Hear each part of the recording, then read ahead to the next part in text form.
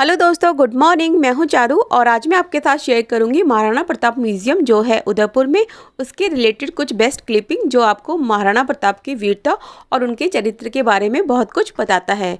तो दोस्तों, महाराणा प्रताप का जो म्यूजियम है वो बहुत ही बड़े स्केल में बना हुआ है और बहुत ही सुंदर तरीके से बना है। यहाँ आपको एक मूवी दिखाई जाएगी जिसमें आपको महाराणा प्रताप से रिलेटेड पूरी स्टोरी आपको दिखाई जाएगी।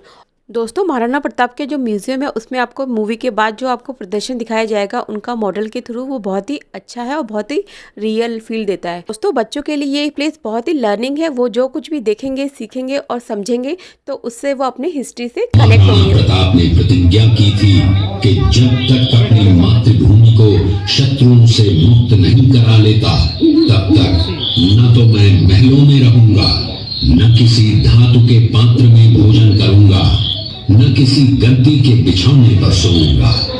पत्ते ही भोजन के पात्र होंगे, जमीन ही बिछौना होगा। इस प्रतिज्ञा का पालन उन्होंने 21 वर्षों तक जंगलों में रहकर किया। ये दृश्य महाराणा प्रताप और सुविख्यात स्वामी भक्त घोड़े चेतक के अंतिम मिलन का है। हल्दी घाटी युद्ध के बाद चेतक घोड़े ने 22 फीट के एक बरसाती नाले को पार किया। ये उसी समय का दृश्य है। पास में खड़े महाराणा प्रताप के छोटे भाई शक्ति सिंह हैं, जो पहले मुगल सेना में थे। बाद में वो महाराणा प्रताप की तरफ आए, माफी मांगी और अपना घोड़ा महाराणा प्रताप को दिया। अजमेर का सूबेदार था। जब वो शेरपुर पहुंचा तब इसका पता कुंवर अमर सिंह को चला, जो महाराणा प्रताप के पुत्र थे।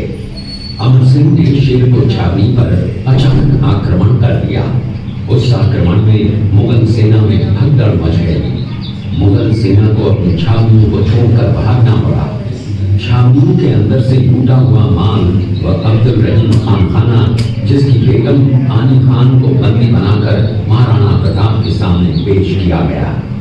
तब अमर सिंह पर महाराणा प्रताप क्रोधित हुए और कहा, जहां से इस नारी को बंदी बनाकर लाए हो, इसे पुनः ससम्मान लौटा कर आओ। महाराणा प्रताप ने कहा, हमें नारी से कोई दुश्मनी नहीं है, हमें तो देशद्रोहियों से दुश्मनी है, जिन्होंने चारों तरफ आतंक फैलाया है। महाराणा प्रताप के आदेश का पालन करते हुए कुंवर अमर सिंह ने उस मुगल नारी को ससम्मान छावनी तक पहुंचाया। इस प्रकार महाराणा प्रताप ने अपने क्षत्रिय राजपूत धर्म का पालन किया और पराई स्त्रियों को मां, बेटी और बहन का दर्जा दिया। ये है महाराणा प्रताप का चरित्र और नैतिक उदारता का परिचय। ये दृश्य मेवाड़ की प्राचीन राजधानी चित्तौड़गढ़ का है। इसी किले के अंदर महाराणा प्रताप का बचपन बीता था।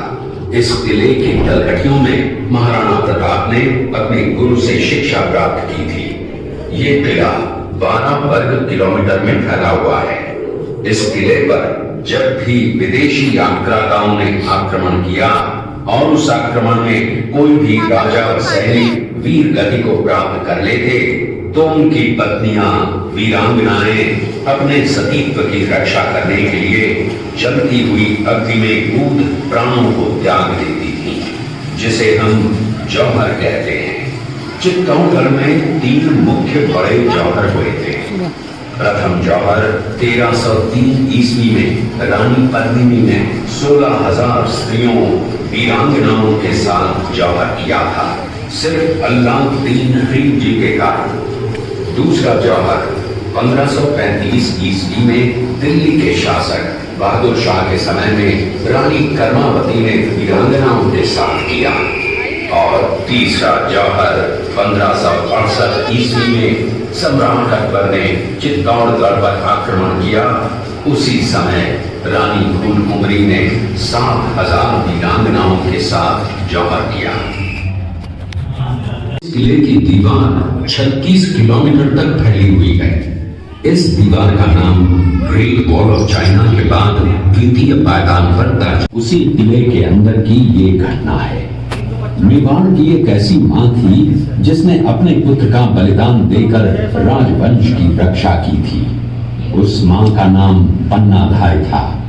पन्नाधाय जाति से गुर्जर थी। वो एक राजकुमार की धाई मार थी। दूसरी तरफ हाथ में तलवार लिए खड़ा ये बनवीर सिंह एक दासी पुत्र है। ये कुंवर उदय सिंह की हत्या करके मेवाड़ की राजगद्दी प्राप्त करना चाहता था। एक रात्रि बनवीर सिंह को मौका मिला। वो राजकुमार उदय सिंह के बड़े भाई विक्रमादित्य सिंह की हत्या करके राजमहल की तरफ आगे बढ़ा। इसकी सूचना पन्नाधाय को लग गई। कुछ समय तक पन्नाधाय चिंतित हुई। तभी पन्नाधाय ने अपने पुत्र चंदन को राजसी कपड़े पहनाकर पलंग पर सुला दिया और उदय सिंह को एक टोकरी के अंदर छिपाकर पत्तों से ढक के महल के बाहर निकालकर गुप्त रास्ते से कुंभलगढ़ भेज दिया।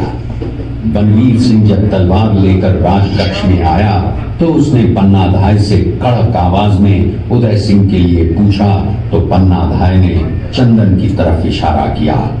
बनवीर ने चंदन को उदय सिंह समझकर चंदन की हत्या कर दी और ये समझने लगा कि मैंने राजकुमार उदय सिंह को मार दिया।